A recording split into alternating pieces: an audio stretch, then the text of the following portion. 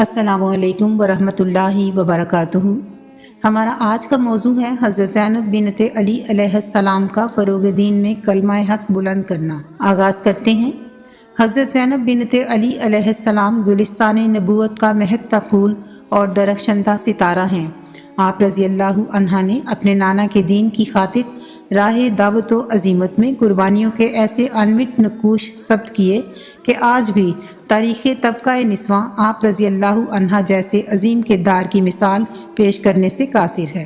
حضرت زینب علیہ السلام تاریخ اسلام کی وہ محتم بشان شخصیت ہیں جن کی ہمسری کا دعویٰ کوئی خاتون بھی نہیں کر سکتی۔ جب حضرت علی کرم اللہ وجہ الکریم نے اپنے عہد خلافت میں کوفہ کو اپنا مستقر بنایا تو سیدہ زینب علیہ السلام نہایت تندہی سے خواتین کو دعوت و تبلیغ کرنے میں مشغول ہو گئی۔ درس و تدریس اور واعظ و نصیحت کی وجہ سے آپ رضی اللہ عنہا کے علم و فضل کا شہرہ جلد ہی گرد و نواح میں پھیل گیا۔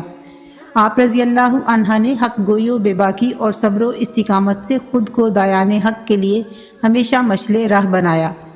سیدہ زینب علیہ السلام نے دعوت دین کی راہ میں پے در پہ اس قدر غم اٹھائے کہ آپ رضی اللہ عنہا کی کنیت ہی ام المصائب مشہور ہو گئی۔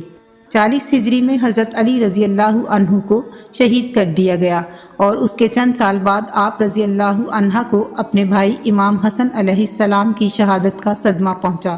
60 ہجری میں سیدہ زینب علیہ السلام سیدنا امام حسین علیہ السلام اور اپنے اہل و عیال کی معیت میں کوفہ روانہ ہوئیں۔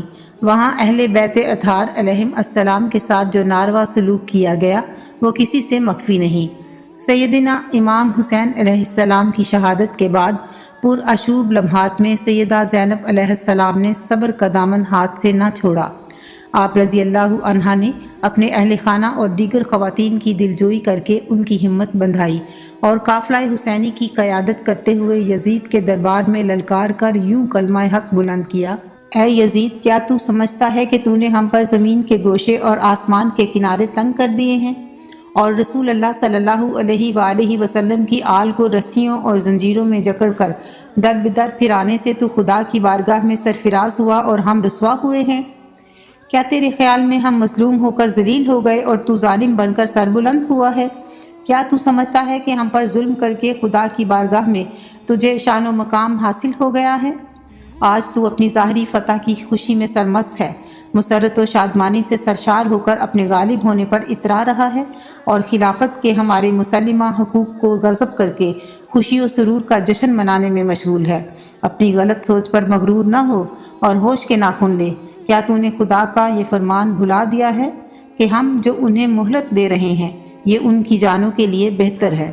ہم تو یہ مہلت انہیں صرف اس لیے دے رہے ہیں کہ وہ گناہ میں اور بڑھ جائیں اور ان کے لیے بالآخر ذلت انگیز عذاب ہے۔ یزید کے دربار میں سیدہ زینب علیہ السلام نے جو خطبہ دیا وہ آج بھی تاریخ کے صفحات میں زندہ و جاوید ہے۔ آپ رضی اللہ عنہا نے باطل کے چہرے سے نقاب ہٹا کر حق و باطل کے درمیان امتیاز قائم کیا۔ واقعہ کربلا کے بعد آپ رضی اللہ عنہا کے چہرہ اقدس پر دوبارہ کبھی کسی نے مسکراہٹ نہ دیکھی۔ آپ رضی اللہ عنہا کا وصال 63 ہجری میں ہوا۔ آپ رضی اللہ عنہا کی تدفین کے بارے میں اختلاف ہے۔ بعض نے مصر کا لکھا ہے، تاہم دمشق اور قاہرہ دونوں جگہوں پر آپ رضی اللہ عنہا کے مزارات موجود ہیں۔